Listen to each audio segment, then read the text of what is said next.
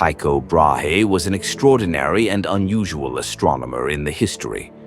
Born on December 14, 1546 in Denmark, he accurately predicted planetary motion and catalogued hundreds of stars before the telescope was invented. His observations were extremely precise.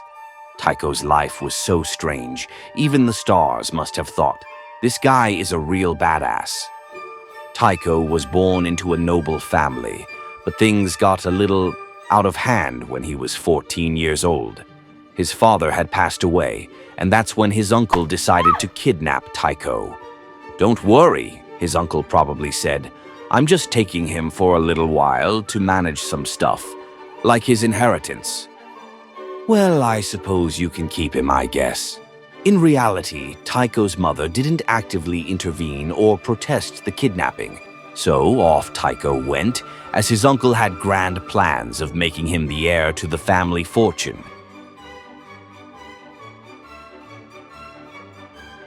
When Tycho was 20, he got into a duel, not over love or politics, but because of a math disagreement.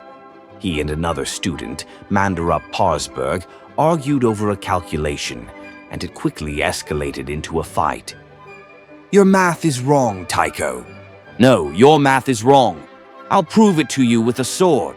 Both men danced around the courtyard, ducking and weaving like two wild, angry chickens. Their swords met in a deafening clang, a perfect storm of metal against metal, as each man pushed with all his might.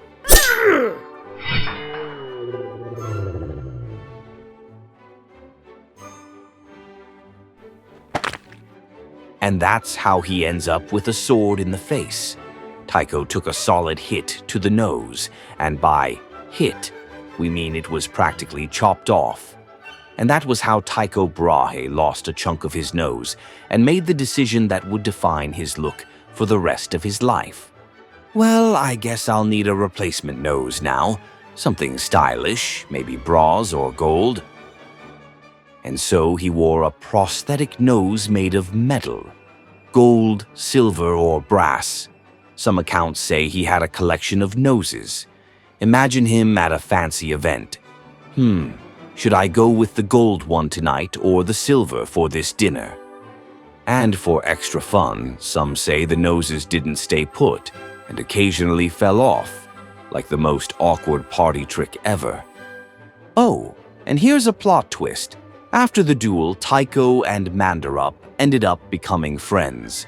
Can you imagine that conversation? "Hey, remember when you sliced off my nose? Good times." Sorry, dude. Tycho had a very strange pet, a huge elk that was totally in love with drinking beer. Who knew an elk could be such a party animal? One day, Tycho let a friend take the elk to a party. The elk got some beer and, of course, got really drunk. It started wobbling around, looking like it couldn't quite figure out its legs. At one point, it made its way up the stairs. Maybe it smelled some greenery downstairs and thought it was time for a snack. But in its tipsy state, it lost its balance and crashed down the stairs. Sadly, that was the end of the elk. A very drunk and very unfortunate accident. There's a story, though it's not proven, that Tycho Brahe had an affair with Queen Sophia of Denmark and that he fathered a child with her. One of the most interesting people in Tycho's life was his personal jester, Jep. Jep was a dwarf with a quirky personality, and some even thought he could predict the future. One day, Tycho might have asked, "Jep, do you think I'll discover a new planet?" And Jep replied, "You'll find a new planet after you find your missing nose." Whether Jep had special powers or just a talent for cheeky advice, he definitely added humor and mystery to Tycho's already wild life. Tycho's life and death were both dramatic and mysterious. One story claims he died after holding in his urine at a banquet, causing internal bleeding.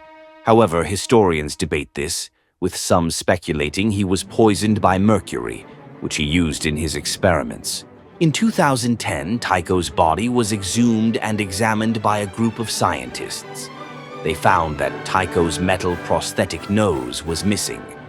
One of the more intriguing findings was high levels of mercury were detected in Tycho's mustache area. Tycho's life was full of science, quirks, and impressive feats. He was a true character, and his story is still remembered.